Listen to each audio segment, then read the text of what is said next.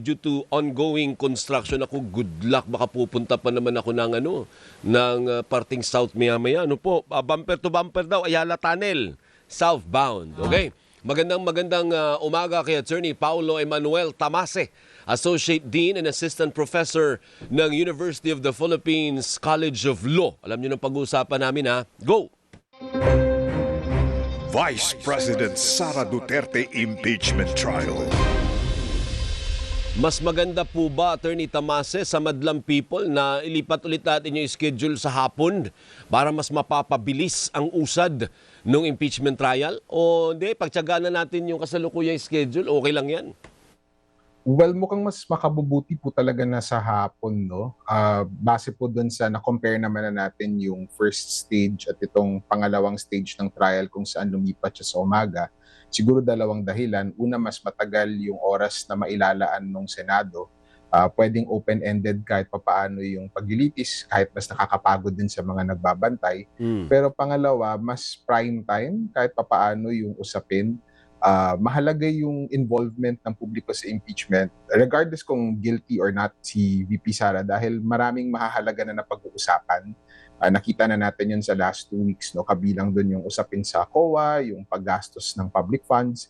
So itong national conversation na ito, maganda din na yung publiko mismo napapanood nila at hindi lang na nagre-rely sila dun sa mga summary na naririnig nila sa social media.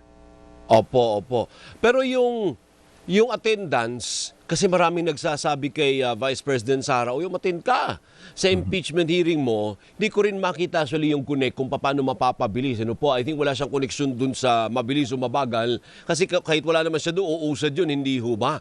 Pero ano ba ang kahalagahan na ang Vice Presidente mismo ay umattend sa kanyang trial, attorney?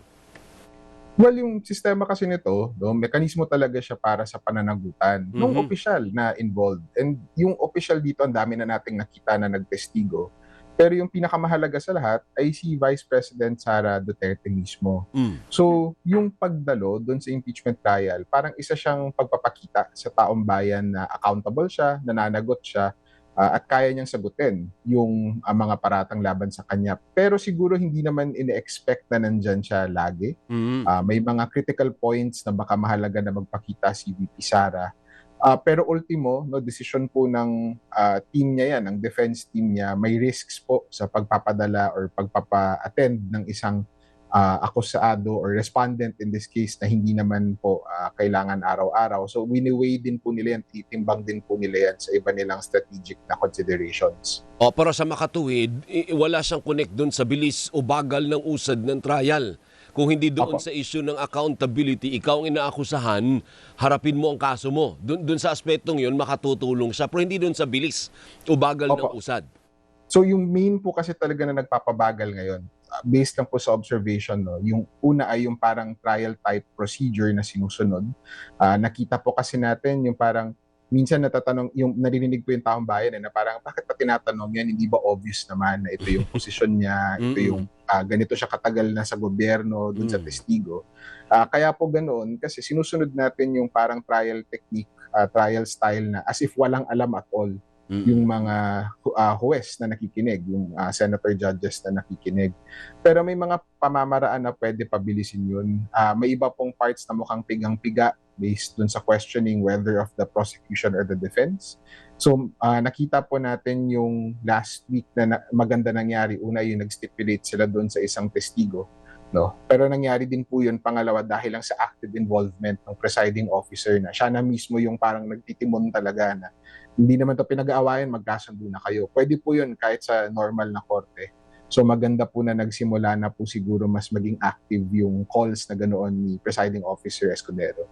Opo. Doon naman po sa testimonya, di ho ba na napakinggan natin si Ma'am Gina Acosta.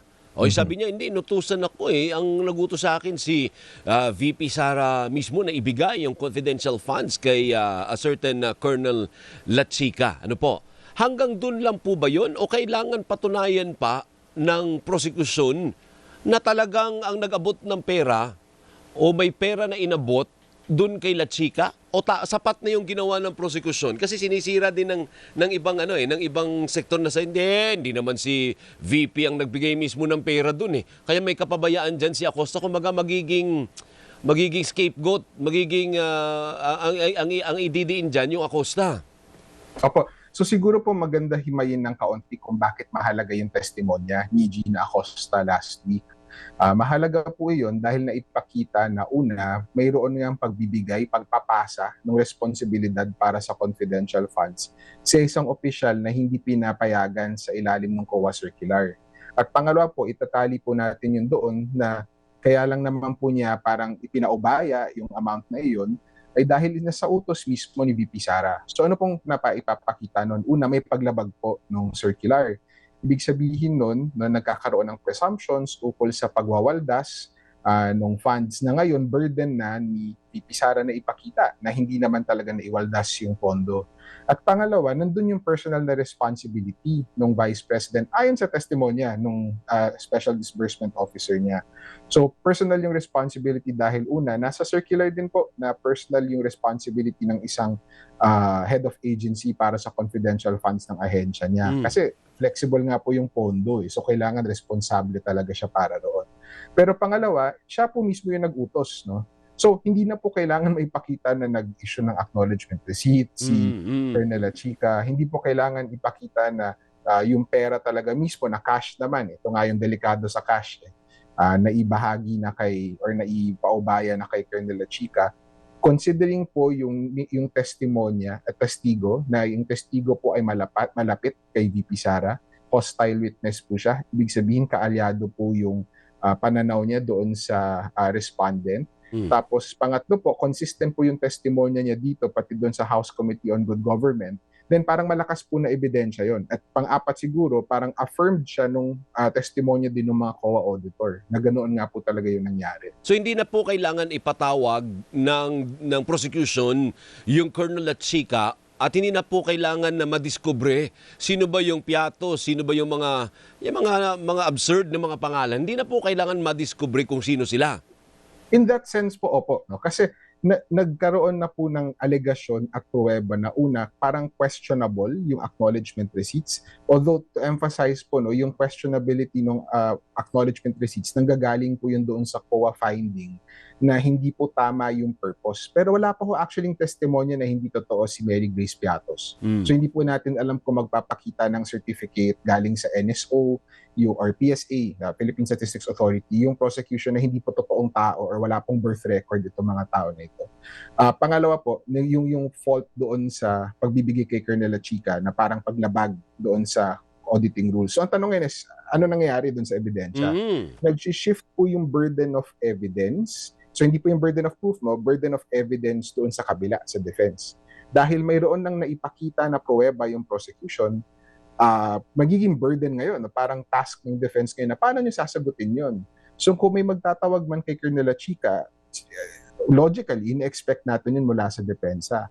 Kung may magpapatawag po doon sa totoong Mary Grace Piatos, baka burden na rin po ng depensa yun. Currently po kasi si Mary Grace Piatos at yung mga pangalan doon sa acknowledgement receipts, mukhang nasa prosecution witnesses pa ho sila eh. Pero technically, maililipat na po nila yung burden nila doon sa kabilang side na kung gusto niyo talaga patunayan na totoong tao to, ipakita niyo si Mary Grace Piatos, or kung gusto niyo maipaliwanag kung bakit si Colonel La Chica yung tumanggap at paano niya pinamahagi yung confidential funds, then ipatawag ng defense si Colonel La Chica. Opo, pero can a judge move na, kasi halimbawa may isang judge na curious ang senator judge, di patawag nyo sila Chica kung totoo ba yung sinasabi ng Acosta na yan. Ano po? Pwede ba yun na isang judge magsasabi, gusto ko marinig na yung La Chica na yan, gusto ko makita at madinig ko ano sasabihin niya? Or hindi kailangan ipatawag siya ng either defense or prosecution? Well, batay po dun sa rules na inadopt ng Senado, no, na parang court style po yung proseso, burden po talaga ng magkabilang panig yun. Hindi po pwede magdikta yung Senado or yung judges, yung senator judges dito, kung sinong testigo yung gusto nilang marinig. Kung legislative investigation po ito, halimbawa sa Blue Ribbon Committee, pwede po iyon. No? Kasi inquisitorial po yung sistema na iyon. Yung po talaga yung active role ng huwes. Pero pagdating dito sa impeachment at batay na rin dun sa naging practice natin, sa tradition natin, parang yung mga panig po mismo, yung defense at yung prosecution, yung nagdedesisyon kung sino yung testigo. Of course, hindi natin may iwasan na baka may senator judge na may mag-suggest yan. So nakita natin a few weeks ago, nag-suggest si Senator Lacson, di ba, na parang wala po ba talaga magpapakita ng expert pagdating dito sa, I think sa funds po, yung tanong po niya. So yun po yung isang example na baka pwedeng isuggest. Pero certainly wala pong obligation yung magkabilang panig na ipakita itong mga testigo na ito. Sige, hanggang dyan muna tayo. Attorney, ubusan tayong oras ha. But maraming salamat. And thank you for always being patient sa amin. Ano po? Maraming salamat po. Maraming salamat din po. Magandang umaga. Thank you si Attorney Paulo Emmanuel Tamase, Associate Dean at Assistant Professor po ng University of the Philippines College of Law. Radyo Patrol, Balita alas 7 sa pagbabalik ng Gising Pilipinas Energy on a Monday! Mga balitang dapat mong malaman, ihahatid na sa Gising Pilipinas!